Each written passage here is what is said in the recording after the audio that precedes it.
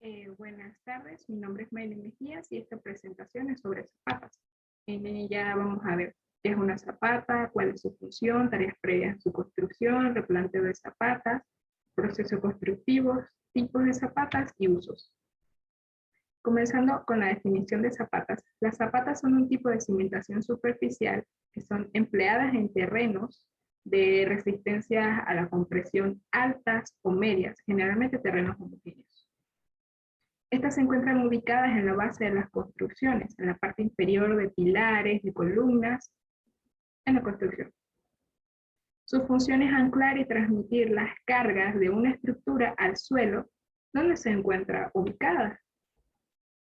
Importante, los esfuerzos que transmiten las zapatas al suelo deben estar en niveles permitidos de acuerdo al tipo de suelo para asegurar su estabilidad. Se aplican cimentaciones superficiales en terrenos arcillosos, rocosos o conglomerados, donde se mantienen taludes de excavación vertical o con la pendiente necesaria para asegurar su estabilidad. Tareas previas a la construcción de una zapata tenemos el estudio geotécnico o estudios de suelo, donde debemos contar con los siguientes aspectos. Primero, el nivel de la capa freática y el corte estratigráfico, donde debemos saber también el grado de agresividad del suelo, debemos saber el comportamiento mecánico del terreno y por último tener una estimación de la profundidad de las zapatas. Con respecto al preparar la superficie, esto se hace luego del estudio geotécnico para poder hacer el replanteo de las zapatas, donde tenemos que asegurar la suficiente planeidad para poder realizar este proceso.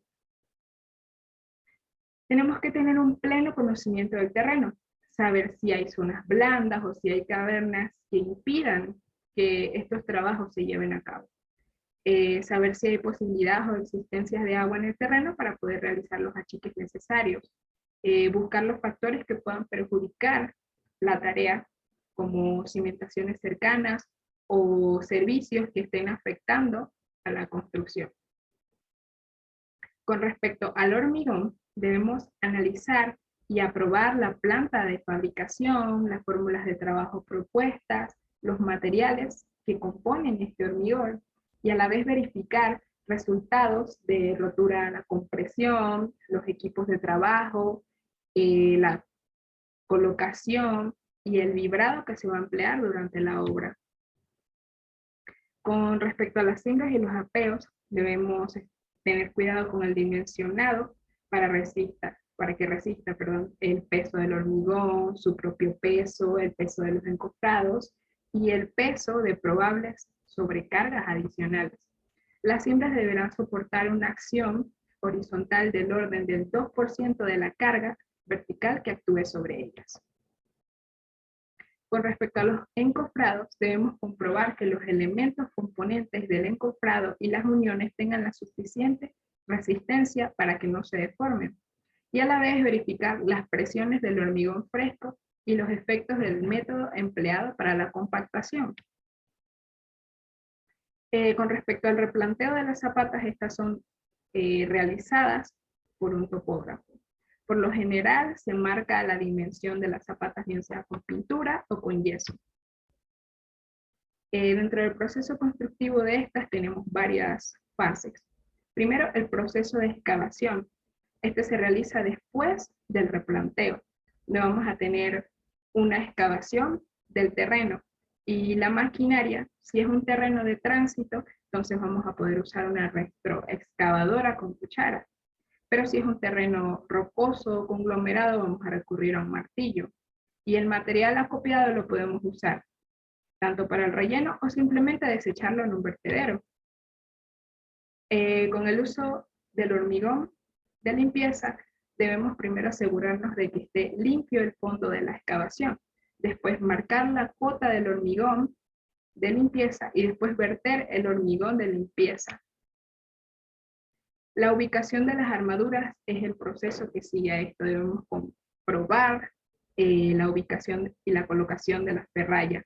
Limpiar la superficie de asiento de cualquier suciedad o restos de materiales que puedan quedar sueltos y el replanteo de la cota del hormigonado. El proceso de hormigonado se realiza con una grúa o bomba con cubilote.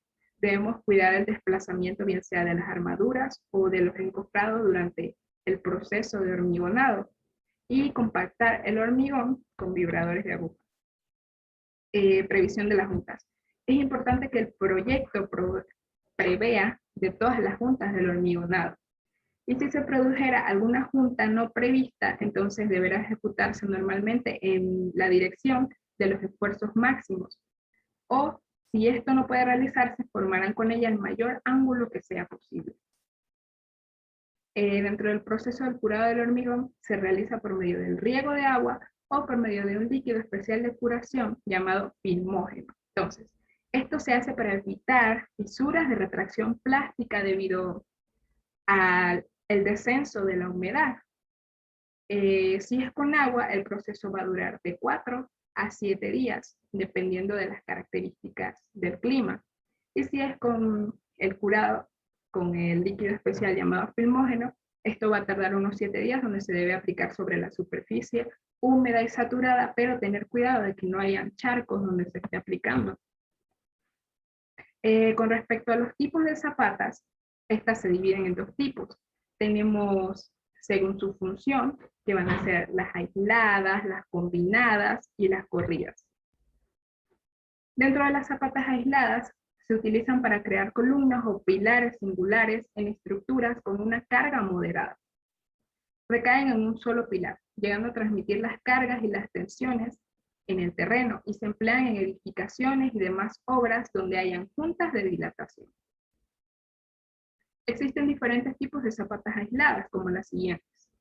Zapatas cuadradas, donde todos sus lados son iguales y el elemento estructural que transmite los esfuerzos será una columna de hormigón o una estructura metálica. Las zapatas circulares, estas no son muy comunes. Estas no son de uso frecuente, por lo cual son singulares y más que todo con prefabricados. Ahora, dentro de las zapatas rectangulares, como estamos viendo en la imagen, se caracterizan porque tienen los lados desiguales. Se utilizan en terrenos firmes y competentes. Dentro de las zapatas flexibles, el canto siempre va a ser menor que el vuelo de las dos direcciones de la zapata. Entonces soporta las fuerzas de tracción y de compresión de la estructura. Dentro de las zapatas deformables, el canto es igual o menor que el vuelo máximo al ser medido en ambas direcciones. También se le conocen como zapatas rígidas. Las zapatas excéntricas, la carga no se centra en el cimiento.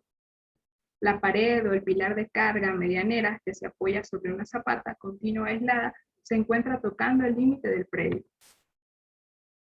Las zapatas centradas. Este tipo siempre se mantiene arriostradas, con riostras de concreto, donde la zapata es mayor a su sección. Dentro de las zapatas combinadas o colindantes, se utilizan como base para dos o más columnas o pilares que estén cercanos. Y en estas el pilar nunca se va a apoyar en el centro, son más como forma excéntrica. Las zapatas corridas son empleadas en hileras y muros y pilares. Sostienen los muros de carga que están alineados. Los tipos de zapatas según sus medidas. Nos encontramos con las rígidas, con las macizas y con las flexibles. Las zapatas rígidas, la armadura les permite soportar una mayor fuerza de flexión. La armadura presenta un diámetro de 12 milímetros que impide efectos de corrosión y a la vez tienen un recubrimiento de hormigón de 8 centímetros como mínimo. Las zapatas macizas son utilizadas en cimentaciones continuas, transfieren las fuerzas de manera piramidal, presentan una forma triangular y su muro de carga puede ser centrado o excéntrico. Y las zapatas flexibles, que presentan un tipo de ángulo que no asciende de los 45 grados en el triángulo de distribución de los esfuerzos y se emplean de 50 a 100 kilogramos sobre metros cúbicos de hierro para la realización del armazón. Entonces, esta presentación ha concluido. Gracias por su tiempo.